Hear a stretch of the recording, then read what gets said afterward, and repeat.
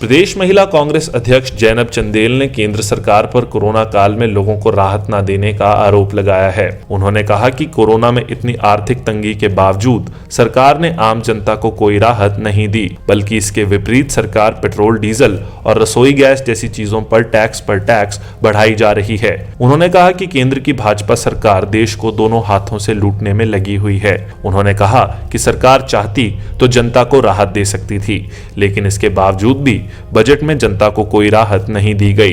जैनब ने कहा कि सरकार की इन नीतियों के खिलाफ कांग्रेस लोगों को जागरूक करते हुए प्रदर्शन करेगी। पेट्रोल के दाम, डीजल के दाम बढ़ाना शुरू कर दिया और आज ये नौबत आ गई है कि पेट्रोल 100 के पार पहुंचने वाला है और डीजल जो है वो भी सबसे ज़्यादा महंगा हो चुका है। इसलिए ये जो सरकार है, इन्हें गरीबों से कोई सरोकार नहीं है, मध्यम वर्गीय जो परिवार है उनसे उनका कोई सरोकार नहीं है। इसलिए ये जो सरकार है ये गरीब विरोधी सरकार है। और सबसे बड़ी बात आपने देखी होगी, डीजल का इस्तेमाल सबसे ज़्यादा जो है वो किसान जो हैं वो करते हैं और डीजल की कीमतों में किस तरह से बढ़ोतरी हुई है ये आप सभी लोगों ने देखा होगा। ये कहते हैं कि हम किसानों की आय को दोगुना करना चाहते हैं। क्या इस तरह से किसानों की आय दुगनी होगी? क्या इस तरह से गरीब परिवार जो हैं, मिडिल क्लास के जो लोग हैं, क्या वो लोग उनका विकास होगा? जब आप इतना उनके ऊपर महंगाई की मार थोप रहे हैं, चाहे वो डीजल की बात है, पेट्रोल की बात है, रसोई गैस आप देख लीजिए कि 50 रुपये इन्होंने एकदम से बढ़ा दिए हैं। तो आप समझ सकते हैं कि गृहिणियों को, मध्यम वर्गीय परिवार को अपना घर चलाने में कितनी मुश्किल हो रही है। इसलिए हम इस सरकार की कड़ी शब्दों में निंदा करते हैं कि जो ये कहते हैं वो करते नहीं हैं। आपने देखा होगा जब मनमोहन की सरकार थी उस समय पेट्रोल और डीजल के जो दाम थे वो अंतर्राष्ट्रीय बाजार में बहुत ज़्यादा थे, लेकिन बावजूद इसके मनमोहन सिंह जी की सरकार ने पेट्रोल और डीजल के दामों में वृद्धि नहीं की और इनके समय में, कोरोना काल में, पेट्रोल और डीजल के दाम अंतर्राष्ट्रीय बाजार में जो क्रूड ऑयल था वो सस्ता हो गया था। बावजूद इसके इन्होंने पेट्रोल और डीजल के जो दाम थे वो इतिहास में पहली बार 80 से ऊपर हो गए थे।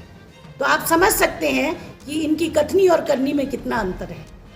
बिल्कुल देखिए, जब पेट्रोल और डीजल के दाम बढ़ते हैं तो ना केवल सिर्फ आवागमन का जो साधन होता है, लोगों के किराए में भी बढ़ोतरी होती है और उसके साथ साथ जो हमारी एसेंशियल कमोडिटीज़ होती है, जो हमारे दिनचर्या के जो हमारा अनाज है, दालें हैं, हर चीज़ के जो दाम है वो बढ़ जाते हैं।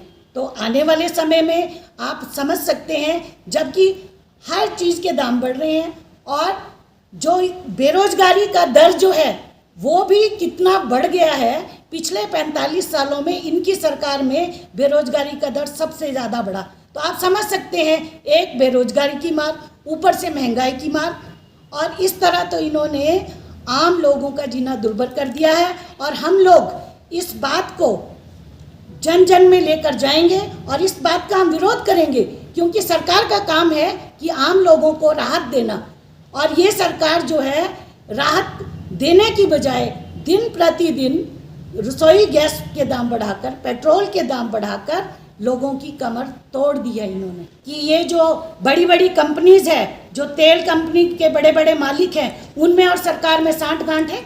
अगर सरकार चाहे तो राहत दे सकती है। जब मनमोहन सिंह जी की सरकार थी, मैं आपको बताना चाहती हूँ कि एक्साइज ड्यूटी जो है 9.20 पैसे उन्होंने एक्साइज ड्यूटी थी पेट्रोल पे, और डीजल पे 3 रुपये 46 पैसे थी। और अगस्त में आते आते जो भाजपा सरकार है उन्होंने 21 रुपये कर दिया पेट्रोल पर और डीजल पे 17 रुपये 33 पैसे। टोटल अगर आप देखेंगे एक्साइज ड्यूटी जो थी पेट्रोल पे 32 रुपये 98 पैसे और डीजल पे 31 रुपये 83 पैसे इन्होंने कर दिया। तो ये तो दोनों हाथों से लूट रहे हैं गरीब लोगों को, ये राहत नहीं दे रहे हैं। अगर सरकार चाहे तो वो इसमें कमी कर सकती है, कमी करके गरीब लोगों को राहत दे सकती है, लेकिन इनकी मंशा गरीबों को लाभ पहुंचाने की नहीं है। इनकी मंशा जो बड़े बड़े उद्योगपति हैं, पूंजीपति हैं, उनको राहत देने की इनकी मंशा है। इसलिए ये जो दाम है ये आसमान छू रहे हैं। हिमाचल दस्तक वेब टीवी के लिए शिमला से ब्रिजेश चौहान।